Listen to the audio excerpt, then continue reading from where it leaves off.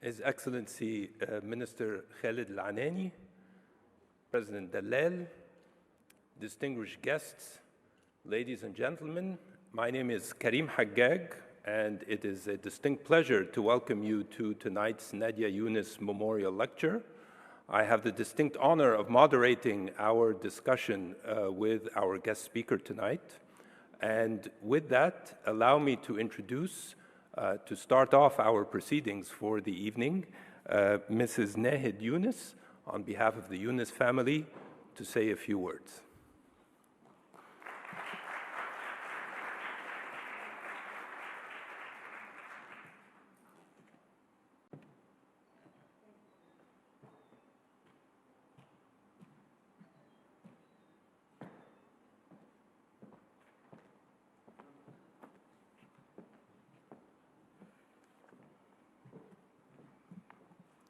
Ladies and gentlemen, and distinguished guests, welcome to the 15th Annual Nadia Younes Memorial Lecture.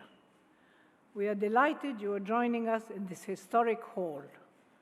We wish to congratulate President Ahmed Dalal on his recent appointment and wish him all the best during his tenure here at AUC.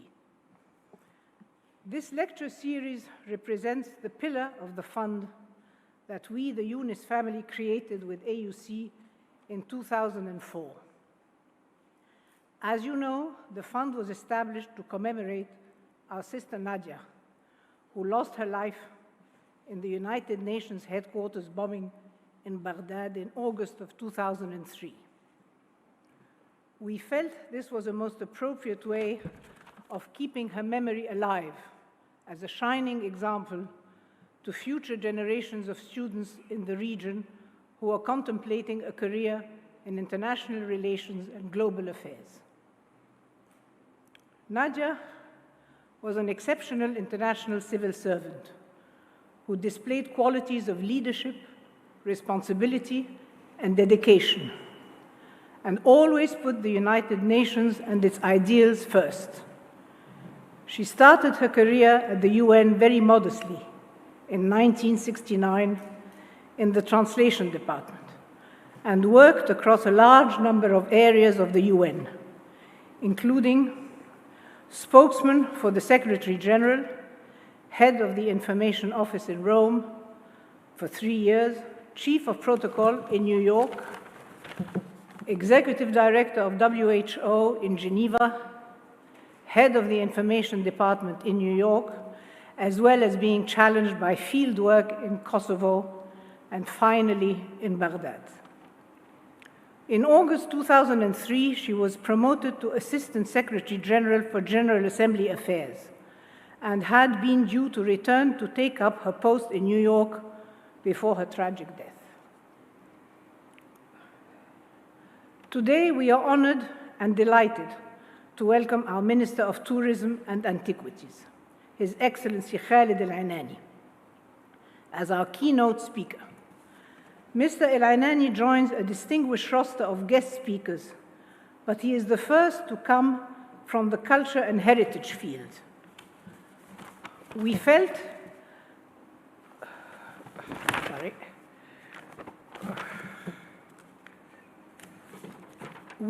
that as Egypt is undergoing a cultural renaissance, with the establishment of important national museums such as the Grand Egyptian Museum and the National Civilization Museum, it was fitting to have His Excellency come and highlight the essential link between culture and the nation.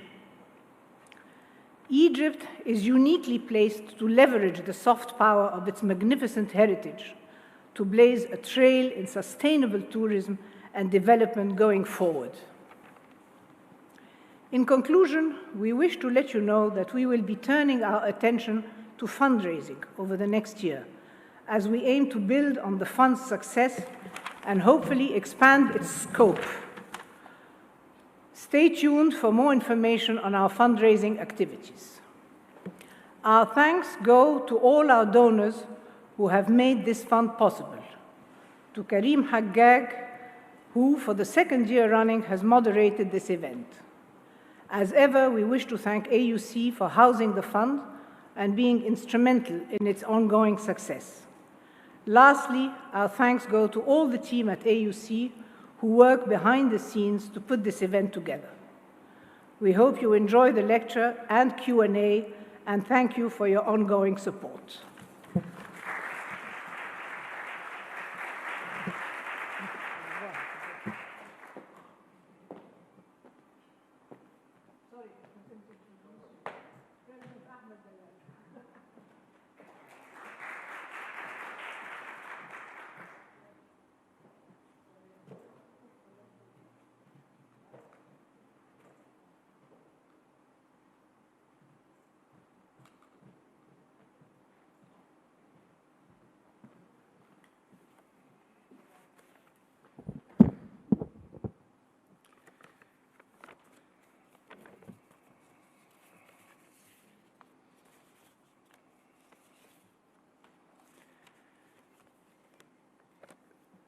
Thank you, Mrs. Younes. Your Excellency, Dr. Khaled El-Enany, Minister of Tourism and Antiquities, members of the Younes family, Ms. Nicole Champagne, Deputy Chief of Mission, U.S. Embassy, AUC trustees, Ms. Husna Rashid and Dr. Ziad Bahauddin, colleagues, friends, ladies and gentlemen. I would like to start by welcoming our guests who are joining us tonight in the Nadia Younes 13th Memorial Lecture to commemorate the lasting memory of Nadia Younes, who dedicated her life to public service, having spent an impressive career spanning more than 3 decades at the United Nations before her life was tragically cut short. I would like to thank Mr. Fuad Younes for his support. Unfortunately, he couldn't be here tonight with us, and I'm looking forward to having him with us next year. I would also like to extend my thanks to the whole Younes family for entrusting the American University in Cairo to host this lecture. A celebration of Nadia's life and contributions, the lecture brings public officials, prominent intellectuals, and leaders to share invaluable expertise and insight and engage in discussions on timely regional and global issues. As one of the world's oldest civilizations, Egypt has always been a destination for visitors from around the world and a cultural magnet in the region. Egypt sits at the crossroads of many ancient and modern civilizations, in fact, more than any other country in the world, and has always been a bridge between cultures, indeed between the past and the future. As part of Egypt's plan for sustainable development, the country is undergoing unprecedented transformation, and culture is an integral element in Egypt's vision for the future. Last year, we saw the 2 historic parades take place in Egypt: the Pharaoh's Golden Parade in April 2021, and Luxor's Avenue of Sphinxes Parade in November 2021. Both have brought ancient Egyptian culture to the limelight, exhibiting the unparalleled achievements of ancient Egyptian civilization. Looking ahead, we all eagerly await the opening of the Grand Egyptian Museum this year, one of many examples of Egypt's contributions to understanding human civilization. Tonight, I have the pleasure and honor to welcome His Excellency Dr. Khaled El-Enany, Minister of Tourism and Antiquities, to speak about bringing Egypt to the forefront of global cultural and heritage discussions. Tonight, His Excellency will share with us his vision on the importance of cultural tourism in Egypt and its impact on sustainable tourism. The lecture will be followed by a question and answer session led by AUC's Professor of Practice and Director of Middle East Studies at the Department of Public Policy and Administration, Dr. Karim Hajjaj. Please join me in welcoming Minister El-Enany.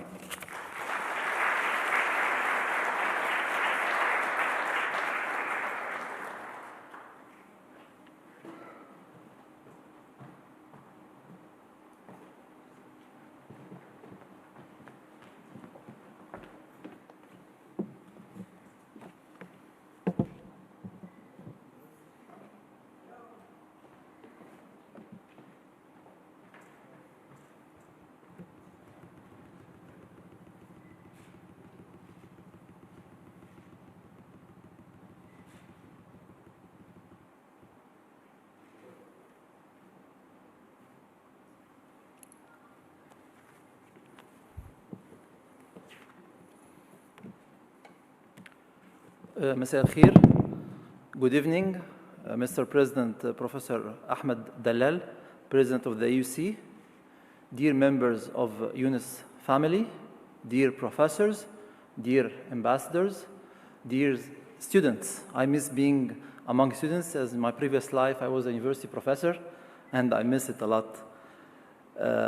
It's my pleasure to be among you this evening to participate in the Nadia Younes Memorial Lecture, and all my thanks to the AUC for commemorating Egyptian international figures like Nadia Younes. As agreed with with Mr. Fuad Younes, I'll be sharing with you within the next coming 30 minutes a presentation about the efforts of the Egyptian government to preserve its cultural heritage. But of course, I'm open to any question if you wish. Egypt has more than 2,500 archaeological sites in Egypt. 60% of them are ancient Egyptian, that means prehistoric, pharaonic, Greek, and Roman, and about 40% from Islamic, Coptic, Jewish, and modern archaeological sites. And of course, we have millions of artifacts. We have 6 archaeological sites registered on the World Heritage Site: Memphis and its necropolis, the historic Cairo, Thebes and its necropolis, St. Catherine Monastery, Abu Mina Monastery, and Nubia and its monument. And for the first time in Egypt, our President Abdel Fattah el-Sisi issued a presidential decree in 2018 to establish for the first time in Egypt the Supreme Committee for Egyptian World Heritage Site, chaired by Engineer Sharif Ismail, assistant to the President and all the relevant ministers. As for the cultural tourism, among the 2,500 sites of Egypt, only dozens are visited by tourists, mainly in Cairo and Giza, and of course Upper Egypt between Dandara, Luxor, Esna, Edfu, Komombo, Aswan, and the famous Abu Simbel sites. I'll be starting my presentation by sharing with you some of the archaeological discoveries that took place during the last 4 or 5 years.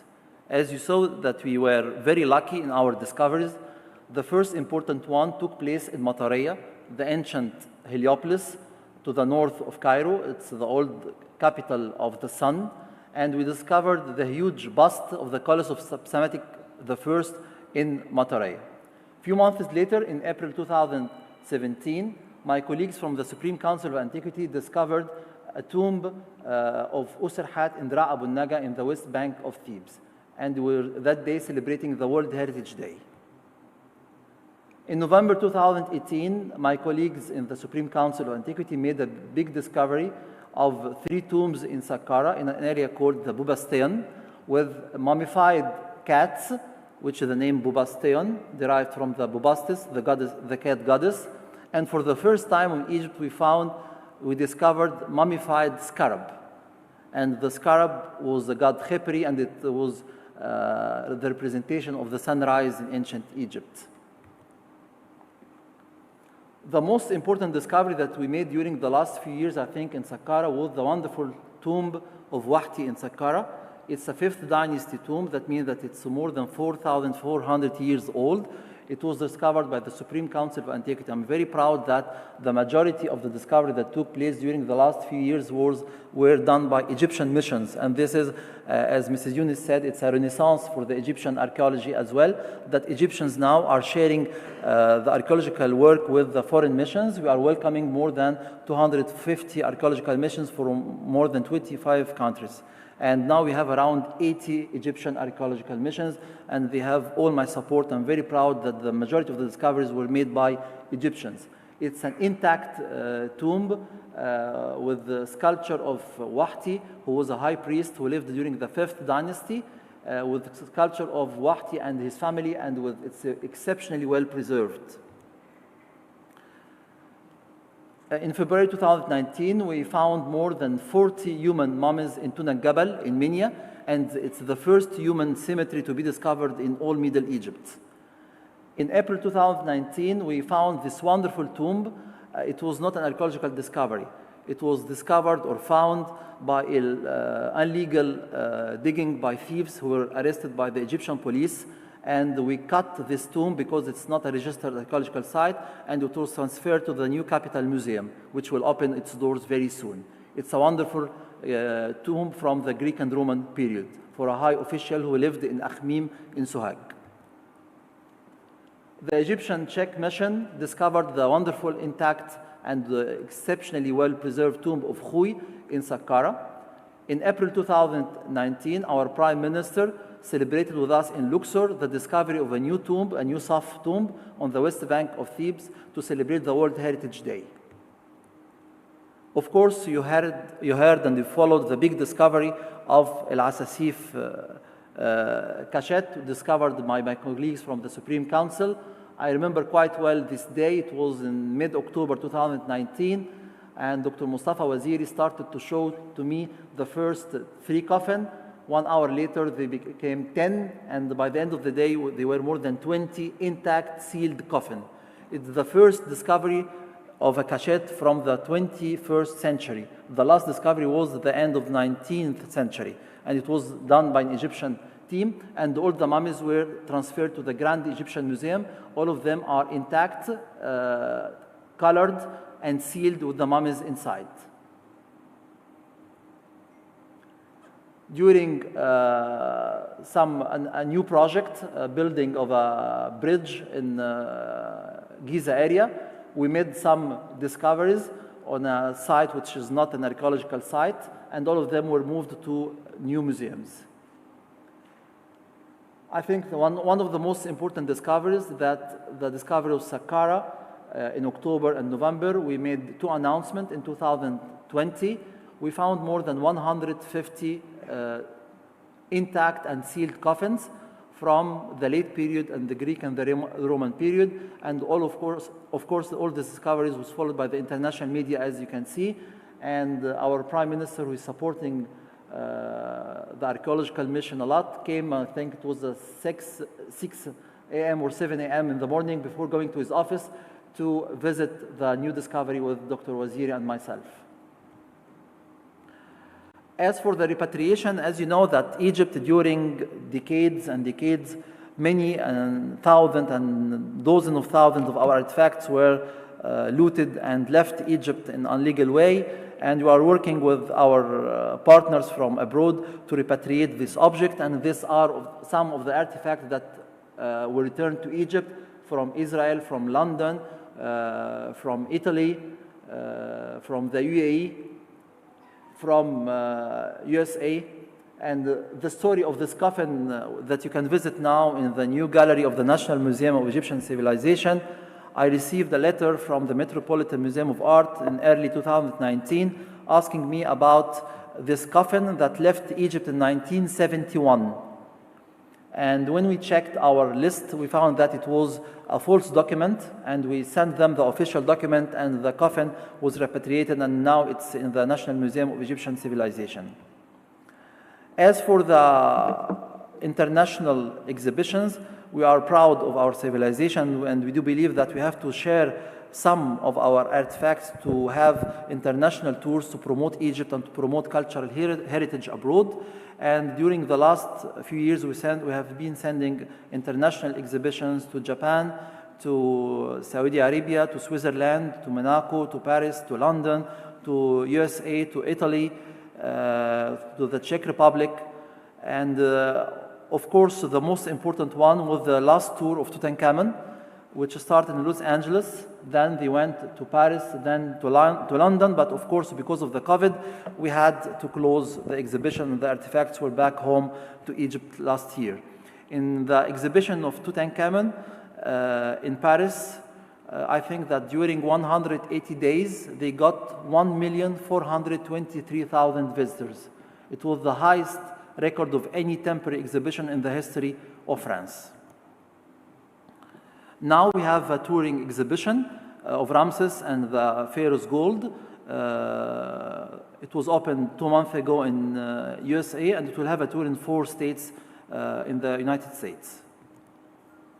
As for the opening of some of our projects, I'll be sharing with you some of the projects that we opened during the last years. The burial chamber of the Pyramid of Unas. It's the first decorated pyramid in Egypt, in Saqqara, with the famous pyramid text. It was closed since more than 20 years. Many tombs were reopened for the first time in Deir el-Medina, in Saqqara. We opened the Farouk Corner Museum in Hilwan after 10 years closing since January 2011. These pictures are very significant. This Malawi Museum in Minya, and this show that what the terrorists did for the museum. They were trying to destroy our identity, and by looting our artifacts in the Malawi Museum, but we worked on the museum and we reopened it 3 years later in 2016, and we were able to recover 60% of the artifacts. We opened Fayoum Museum in 2016. It was closed in 2006. We reopened the Islamic Art Museum in January 2017. It was opened by our President Abdel Fattah el-Sisi and our Prime Minister. And this picture shows how the facade and the entrance of the museum looked like in January 2014 by the terrorists, but 3 years later we reopened the museum. The National Museum of Egyptian Civilization, it's very dear to my heart because I was the director of this museum, and it was a dream to open this museum, and Mrs. Bukova, the former Secretary General of UNESCO, came to Egypt to open that first temporary exhibition in 2017 in the National Museum of Egyptian Civilization. It was displaying the traditional artifacts of Egypt and handicrafts. With American partners, we opened a big site management project in Mitrahina in Memphis. With the Germans, we opened the Annex Museum in Elephantine Island in Aswan. It's an archaeological site museum. We opened for the first time since the 60s the sanctuary of Amun-Ra in the 3rd floor of the temple of Amun-Ra in Deir el-Bahri after 50 years of restoration by the Polish mission. In St. Catherine, in December 2017, we opened the restoration project of the Transfiguration Mosaic. It's one of the most famous in the world. It's more than 40 square meters. It's a wonderful work. And we opened the northern half of the restoration project of the library of the monastery. It is the second most important library after the Vatican.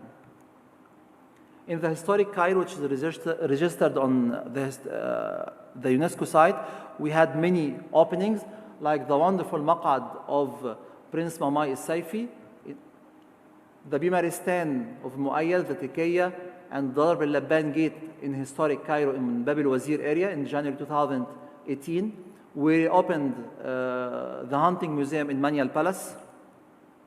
We opened the Open Air Museum in Matariya with the oldest standing obelisk in Egypt, which date back to Sesostri I. That means that's more than 4 millennia. Our president opened Al-Azhar Restoration Project in March 2018. We opened for the first museum in Marsa Matruh in March 2018. We opened the first museum in Tal Basta, in Sharqiya, in Zakazig in 2018. We opened the first museum in Sohag. It was opened by our President Abdel Fattah el-Sisi. And I remember quite well in 2017, in one of my presentations with His Excellency the President, I was discussing that I was in bad need of a big amount of money to open my museums. It was a Wednesday. On Saturday morning, I received a call from Engineer Sharif Ismail, the former Prime Minister, who told me that I got 1,270,000,000 for my projects. And this allowed me to open all these projects. When I open new museums in Sharqiya, in Tanta, in Sohag, in Minya, it doesn't bring me tourists, but it's very important for awareness and to preserve the Egyptian identity. And this is a very important message for the young pupils and students from Egypt. I spoke to the president about Sohag National Museum that I was in need of, I think, 72 million Egyptian pounds. And I told him that this museum started when I was still student in the faculty. It was started in 1989. And that this museum, I think that it was a big challenge. And when I went there for the first time in 2017, I was welcomed by the people of Sohag, and they told me, we don't believe you. All the ministers who came here, all the Secretary General who came here promised that they will open this museum since 1989. You are lying, you will not open this museum next year. And I came next year, and the president opened this museum after 29 years. It's a wonderful museum in Sohag. We opened for the first time for visitors the tomb of Mehu in Saqqara. It was discovered, I think, 80 years ago, and it was never opened to the public. Everybody was worried about the future of Cairo Museum in Tahrir, with the opening of the National Museum, with the opening of the Grand Egyptian Museum. That's why we made in November 2018, while we were celebrating the anniversary of Cairo Museum, we made a new display for the new hero of the Cairo Museum, which showed the wonderful collection of AnTuia. It was discovered more than 115 years ago, and it was never displayed as it should be. And now you can admire the beauty of this collection. And I'm very proud of this work. It's the longest papyrus in Egypt. It was on the shelves since 1905, I think. It was more than 25 pieces. It was restored by my colleagues, the restorer in the Supreme Council of Antiquity. We met with many projects for the underwater projects with the Americans in Edfu, in Shukafa, in Sohag, in Komombo, and all of this, it's hundreds of millions of Egyptian pounds. We re-erected fragments of Colossus of Ramses II in Akhmim. It was ruined since the time of Ramses II. It was erected by my colleagues in April 2019. With my colleague, Minister Ines Abdeldaim, we opened the Museum of Naguib Mahfouz in the historic Cairo, where he was born. We opened the restoration project of 2 tombs in Drab al-Naga with the American Research Center in Egypt. I love this picture. This is the facade of Luxor temple. I started this temple with one obelisk because the other one is in Paris now in Place de la Concorde. And I was taught that you used to have 6 colossi of Ramses II, 2 seated and 4 standing. And I was told that only the western one is remaining and the other 3 disappeared. When I became minister, I started to look with my colleagues, where are the remains of the other 3 colossi? They were around the temple. My colleagues were able every year to erect a colossus. 2016, they erected the first one, 2017. They erected the second one, 2018, and the third one, 2019. And for the first time since the antiquity, we can see the complete picture of the facade of the temple of Luxor. One item is missing. We opened the first museum in Tanta. I think it's visited by maximum 40 or 50 tourists per month. But it's visited by thousands and thousands of Egyptian students and pupils, and this is very important. And of course, I'm giving free access to the Egyptian students to discover their country. This is a very special day in my life. It was January 10th in 2020, a few days before the COVID. I am Muslim. I went to pray in Al-Fath Mosque, 3 restoration project, the King Joseph in Saqqara. We opened the first museum in Hurghada in March 2020. It's the first museum to be built in partnership with the private sector. I got artifacts from the storerooms and from some museums, and the private sector built the museum, the showcases, the security system, everything, and we are sharing revenue. It's the first museum to be built in Hurghada, and the first museum with the private sector in Egypt.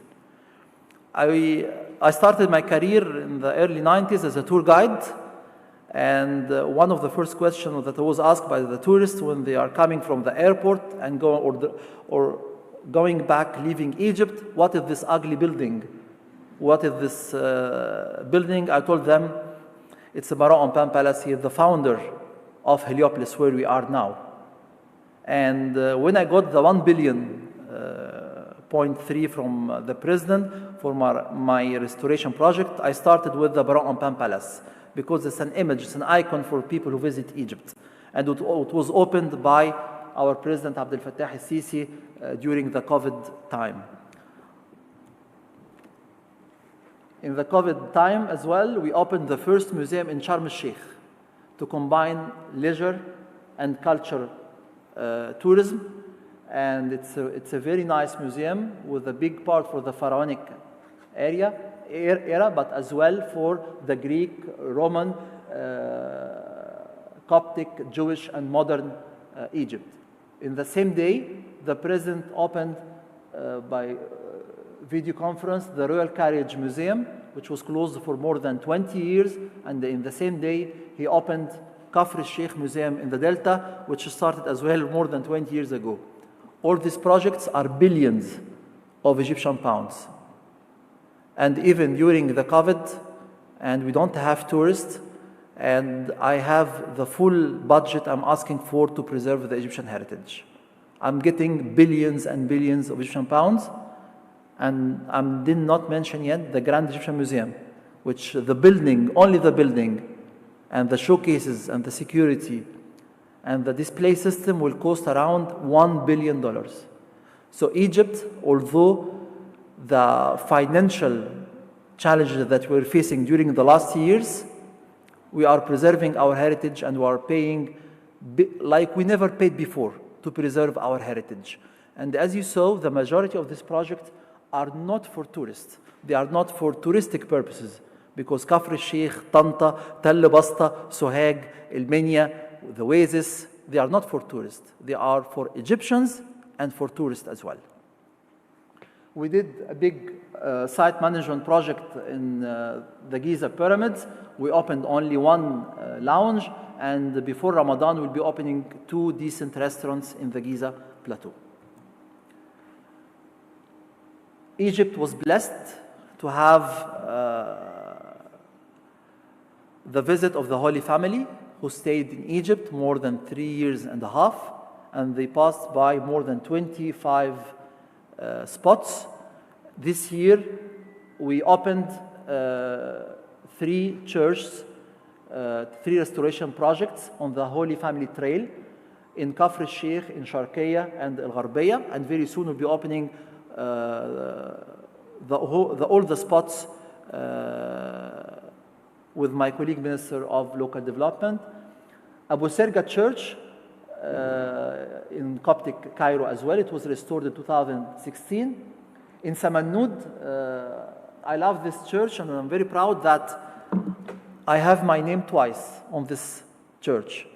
The first one, 2016, that the Ministry of Antiquities restored the restoration project. And 2021, the Minister of Tourism inaugurated the site management project of the church. And I'm very proud of this spiritual product that we have of the Holy Family in Egypt. One of my dreams came true last April. It was 2 dreams, in fact. The first one is to open the National Museum of Egyptian Civilization that was opened by our president. I do believe that all of you have visited this museum. It's really a wonderful museum. The second dream, that when I was a student, all my French professors were very proud to tell me that when the mummy of Ramses II left to Paris in the 70s, he was welcomed as the head of state. And that we Egyptians have to learn from the French how to respect the Egyptian ancestors. I became minister, and now I have to move 22 mummies from Cairo Museum to the National Museum of Fustat. And I think that I got the wonderful opportunity to show to the world that we respect our heritage and we respect our ancestors. And when we move the mummies, we have to show that we are proud of this civilization. And it was a very important message that our president in person welcomed the 22 mummies when they arrived to the National Museum of Egyptian Civilization. Another dream coming true is the Sphinx Avenue. The excavation of the Sphinx Avenue started, I think, more than 70 years ago. And it was a wonderful opportunity for our ministry and for our government to promote the cultural heritage and to promote Egypt. And we organized the big celebration and we were honored that it was attended by His Excellency the President. And we were targeting to show to the world not only the antiquity, but the life in Luxor, the air balloons, the Nile, the Fuluk, and the people of Luxor. Very soon we'll be opening the capitals of the Egyptian Capitals Museum. It's a wonderful museum in the new capital. It's ready 100%. We're waiting that our president decide the date. Today I had in the morning a visit of Muhammad Ali Palace, Shobra. It's a state of the art. You'll see it will be a nice surprise. And I hope it will be opened by next March. Maximum before Ramadan, it will open its doors. The Greco-Roman Museum, closed since more than 20 years, will open its doors during the last quarter of this year, or third or fourth quarter. And of course, the Grand Egyptian Museum overlooking the only remaining wonder of the ancient world, more than 490,000 square meter project, with Ramses II welcoming the tourists, with the grand staircase, with the dozen of colossi and big stela. I cannot show you pictures from the galleries because it's a surprise.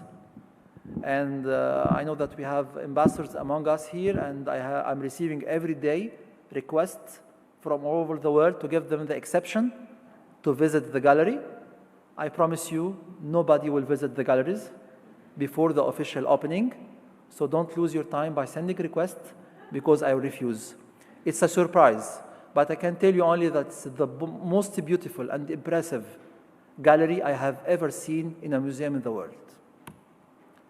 And my colleagues are doing wonderful work in the restoration on more than 55,000 artifacts. And we moved in a very professional way last August, what we call the solar boat of King Cheops. This operation was very sophisticated. It was very successful because it's another dream that I dreamed since I studied Egyptology, that I have to destroy one day this ugly building. No tourist has a picture in front of the southern side of the pyramid because we had this ugly building for more than 50 years. 2022 is a very special year for Egypt because we are celebrating 200 years of Egyptology. Because the anniversary of our science called Egyptology, which started the 27th of September 1822, when Jean-François Champollion deciphered the hieroglyphic writing, and it is the anniversary and the date of birth of Egyptology. And 2022 is as well the 100 years anniversary of the most important archaeological discovery in the world, the tomb of Tutankhamun. So it's a very special year, and it's the year to visit Egypt.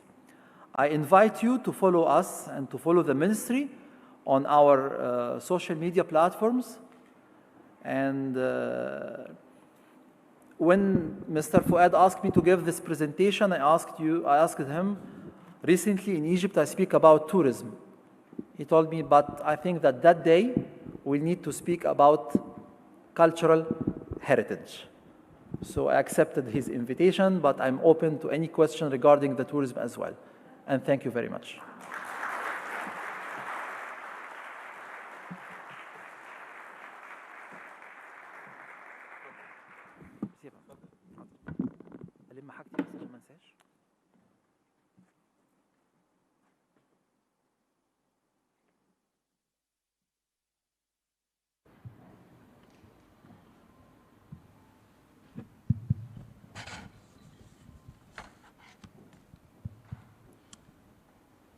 Mr. Minister, thank you for what was really a comprehensive and thorough tour de force of Egypt's cultural heritage. I think really listening to your presentation, one feels not only a sense of tremendous pride, but really a sense of amazement, not just at the richness and diversity of Egypt's cultural heritage, but really by the fact that Egypt never ceases to divulge new discoveries, new aspects of its culture. It seems to be that there is so much more to be discovered and to be promoted. And that really puts a tremendous burden on the ministry and under your leadership of preserving and promoting this heritage. So I'm very much hoping that we can invite you to probe deeper into the thinking and planning behind the very tremendous activities that you have presented to us, undertaken by the ministry. And I invite, of course, our audience, if they have questions. I understand there will be mics that will be passed around should you have a question for the minister. So, Minister, if I could start really with a general question about the planning behind this recent wave of promoting Egypt's cultural heritage. You know, as President Dalal said, we all watched with amazement the procession of the mummies. We all watched really with a tremendous sense of pride about the opening of the avenue of the Sphinxes, the new discoveries that were made, the plans for 2022, as you mentioned. And you were quoted several times in the media, Mr. Minister, that the COVID-19 really was an opportunity to do a comprehensive rethink of how Egypt should promote its cultural heritage. And it seems that this new way of promoting Egypt's heritage that we saw in these magnificent displays was really the result of that thinking. And I'm hoping whether, if you can tell us more about your thinking process behind these projects and the very meticulous planning that was clearly reflected in the promotion of these events.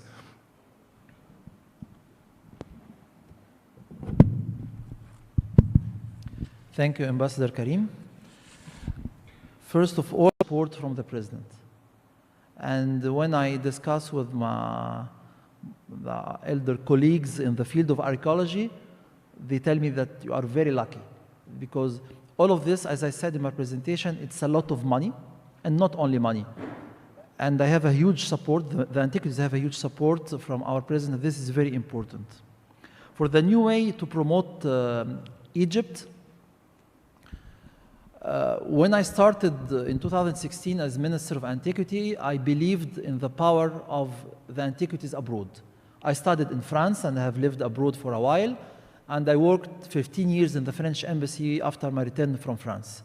So I had in mind how the tourists want to see Egypt and how I can reach all the foreigners in front of their TV at home everywhere in the world. And I do believe it's through the antiquity. And since I started in 2016, I believed in the Egyptian and international media power and the ambassadors' power. And many ambassadors are here.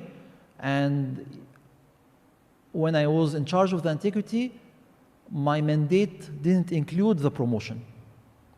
But I was taking care of this in all my events, to invite the Egyptian international media everywhere I went in Egypt for all the discoveries, for all the openings, and the ambassadors. And this, I think, helped a lot to promote Egypt. When I became Minister of Tourism and Antiquity, we recruited Canadian, British company to prepare a promotion strategy for Egypt.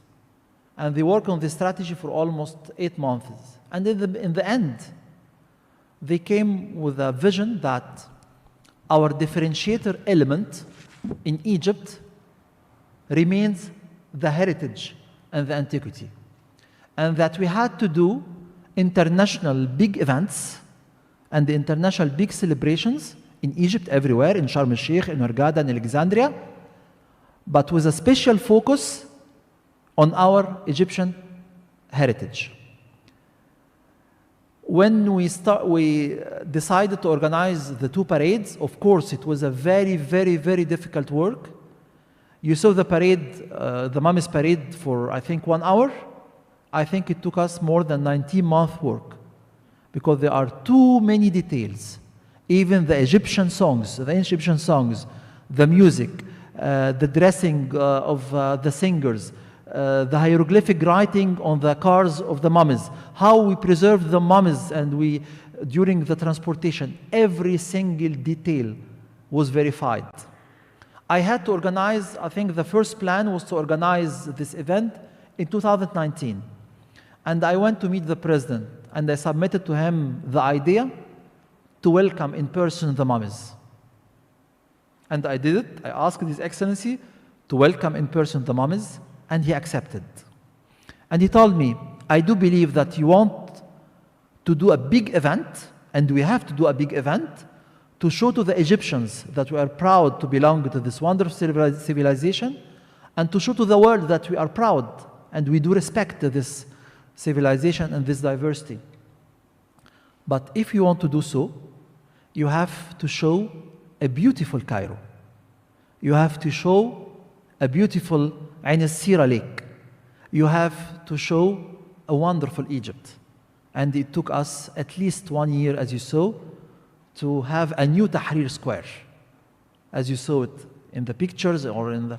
And I think that we were able, it's the Egyptian government, to show a very nice and capital of Egypt, and we did the same for the Luxor parade, but it was another concept. It's not, the first one, it was a funeral procession. It has to be dark dressing, it has to be, we had to do it very, to respect the mummies. We are moving human beings. In Luxor, it was a ceremony. We are branding Luxor. We are showing the diversity of the touristic destination. And Luxor was organized in November. We received the new strategy in August. And it was clear that we had to show to the world and Egypt as a young country, vibrant, colorful, joyful, very proud of its heritage. And this, I think, was reflected in Luxor parade, which was another ambiance. And both of them were different, but the main reason behind both of them is to raise awareness among Egyptians. Nothing made me more happy than the first parade was on the 3rd of April. I think Ramadan was 1 week later. And when I was sharing iftar with my friends or suhoor, everybody was playing the music of the anthem and the ancient Egyptian songs to the goddess Isis during Ramadan.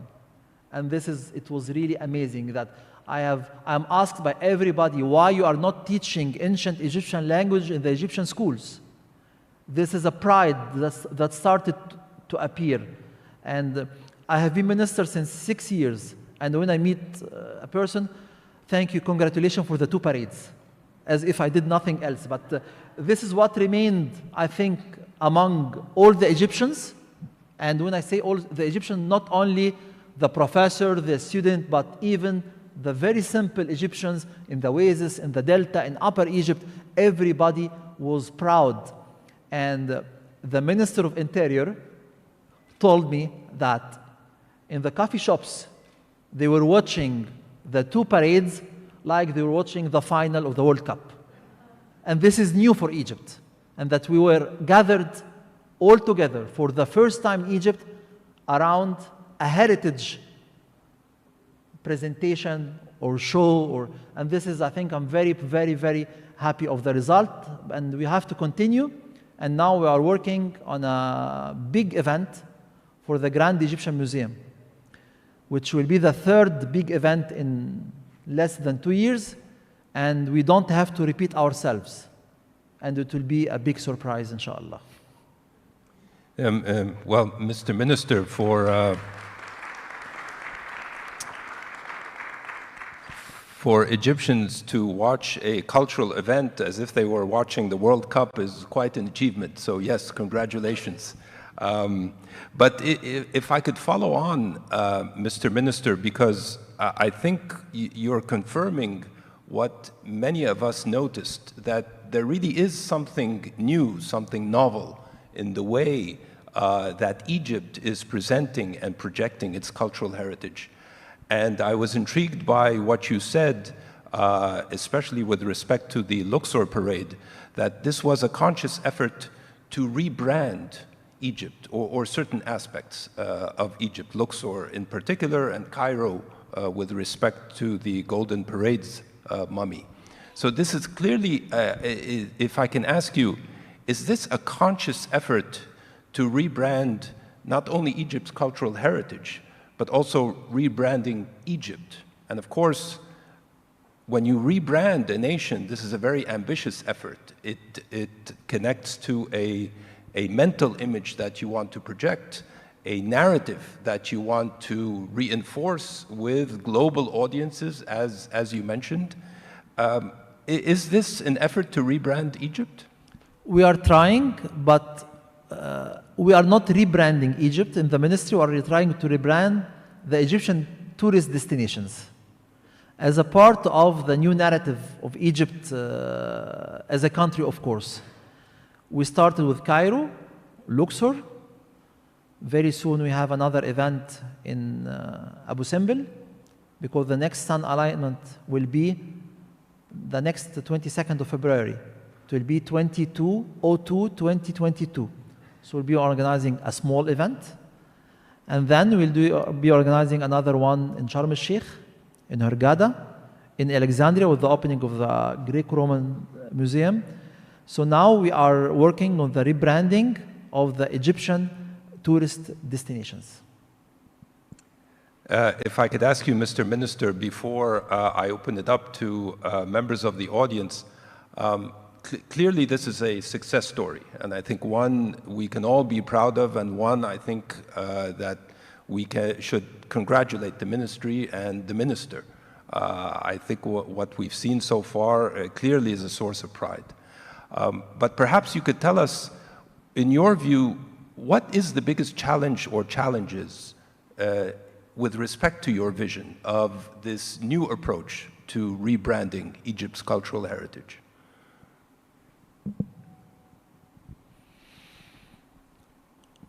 The first challenge for the cultural heritage, of course, is the budget. I need a huge budget. As I said, I got billions of Egyptian pounds.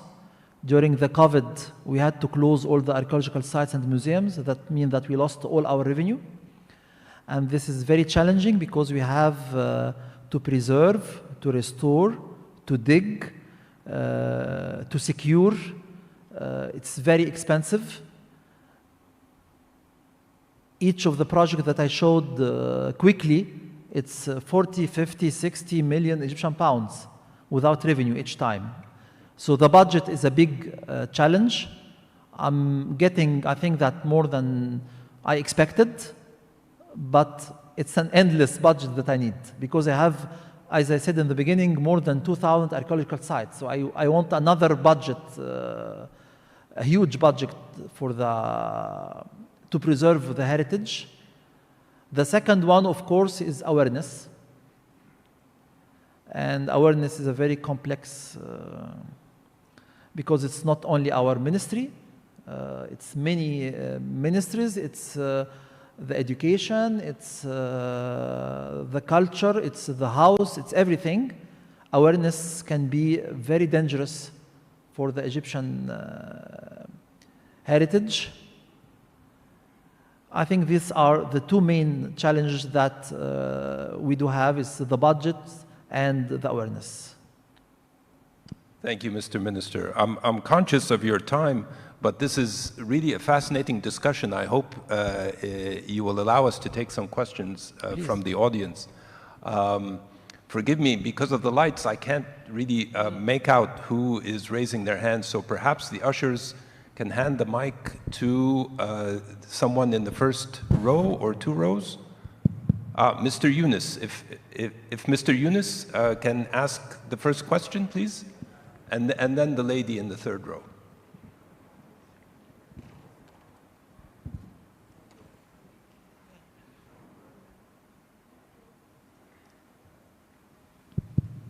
Thank you. I would like to congratulate you on an amazing work that you've done in record time. We have all seen your achievements, and we're all very proud as Egyptians for what you have done. I have one question we've tackled here. We've seen some projects that you have mentioned. We're talking about the old antiquities. We've touched a bit on some of the the Islamic architecture, but we also have in medieval Cairo, 11th, 12th, 13th centuries, a lot of monuments, a lot of mosques, a lot of, we've seen old Cairo itself that needs to be refurbished.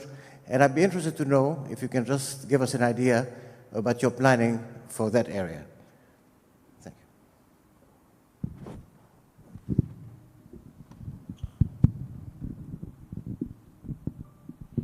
As I said in the presentation, the Egyptian law of antiquity obliged my ministry and the Supreme Council of Antiquity to take care of all Egyptian archaeological sites and heritage since the pre-dynastic period until 1883. So among the projects I showed, we have many of them from the medieval period. The complexity that all these buildings are owned by another ministry, Ministry of Awqaf. And in the law, that the owner has to finance its restoration projects with partnership with the ministry. But with my colleague, Dr. Mukhtar Goma, I think that we opened during the last 3 or 4 years, I think more than 20 medieval buildings and historic building from the Islamic period. But of course, we need a huge budget because we have mosques everywhere. And the problem of these buildings are that they are in urban areas and with a huge mass of population. And of course, because of the awareness, we have some problems in the surrounding area, of course. Thank you. But if you are interested, we can send you a long list of that, all the projects that we are running in this medieval period. Thank you. I think there was a question from the lady in the third row. Yes?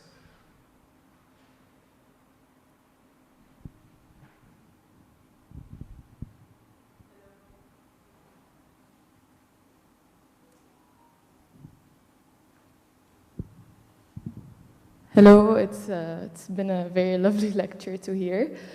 My question was relating to the branding our country, and it came up to me like I had this idea more when when the new Aswan city was being opened, and the GUC students were presenting ideas how to create a visual identity to the important or more famous cities such as Luxor or Aswan or Alexandria. Have you ever, like after they presented it, did it ever come up to like that you should promote more such things, like giving visual identity to these cities other than the antiquities to promote tourism, like for when the tourists comes, they would create this relation and have this relation with this city? That's my question, if you've ever wanted to promote what they did, the GOC students, what they presented. The GUC, I think they did Sharm el-Sheikh. It will be opened very soon. They started already the implementation of their drawings and plans. They finished Luxor, and it was used, I mentioned them in my speech in the Luxor parade, Luxor event. They did Aswan, and we are working not only with the GUC, we are working with many startup and with many young initiatives, with like Nomad, like we are very open to any initiative like the GUC, and we are working closely with the GUC, and we are promoting of work, and we are welcoming them. We have meeting with them as well. Actually, that relates to a question I wanted to ask Mr. Minister about the role of academic and education institutions in supporting the work that the government is doing in promoting Egypt's cultural heritage. So AUC, for example, takes great pride in its work in not only in the field of research, but also in the field of promoting Egypt's cultural heritage. We're very proud of the fact that we have a world-renowned faculty in the areas of Egyptology, Islamic art and architecture, Coptic studies. Some of the very famous works on these aspects are published by the American University in Cairo Press. What would you say should be the role of academic institutions in supporting the very important work that you do? It will be promotion. I think that you have a wonderful marketing department in the university, and we'll be very glad if you support us in the promotion and the rebranding of Egypt, and to work with your students. We are working with your archaeology department, with Dr. Salima Ikram, and even with her assistant, Mariam Ayed. All of them, they are supporting the ministry, they are working with us. But I think that we can do something together in the promotion and the rebranding of Egypt. We'll be very delighted to work with you. Thank you. I think we have time for a final question from the audience. I know time is tight, but the lady there in the fourth row. Hi, thank you for coming, and I'm so glad I'm part of this discussion. I'm an AUC student, and I'm so glad that AUC is bringing together and bridging the gap between the government and international legends such as Mrs. Nadia Younes, and I'm so happy to be here in such a lecture. It's more of a comment and less of a question. I'm so glad of all the achievements that we've lately achieved as an Egyptian government. For example, we've always heard of stories of myths, of legends and archaeological history, but we've never seen actually what's happening. But I'm so glad that, for example, the parades and the things that are happening nowadays, we can see and we can go and we can actually feel what we're capable of as a country and as a civilization. And it's not only about the past, but it also is the present, and we can be and we can show the world that we are something great and we have a great country. Thank you. And inshallah, next year, next November, you can live the experience of the Luxor parade, because it will be organized next year with audience, inshallah, if the COVID ends, bismillah. Inshallah. Thank you. Thank you. So if I can ask a final question, Mr. Minister, speaking of next year, and you mentioned 2022, this year, yes, this coming year. You presented to us the very important finds that were discovered in Giza, in Saqqara, in Luxor. You also were asked in the media about possible surprises for next year. And you refused to comment, keeping that a secret. But you mentioned that we should be ready for a few major discoveries that will be announced in 2022. Can you perhaps tell us what you refused to tell the media? I'll tell you what I told the media. With the promise that it will not leave this room. We have another discovery to be announced before Ramadan or after Ramadan, in March or May. It will be a nice discovery made by the Supreme Council of Antiquity, and I think that it will attract a lot of attention from the world, inshallah. Thank you.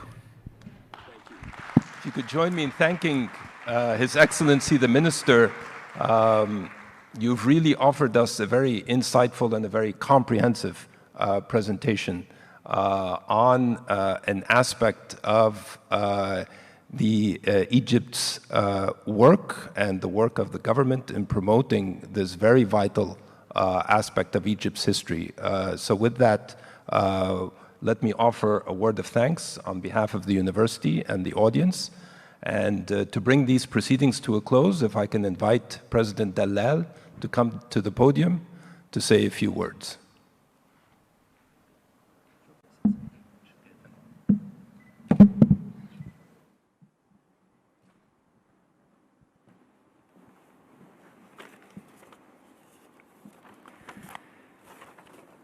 Thank you, Your Excellency.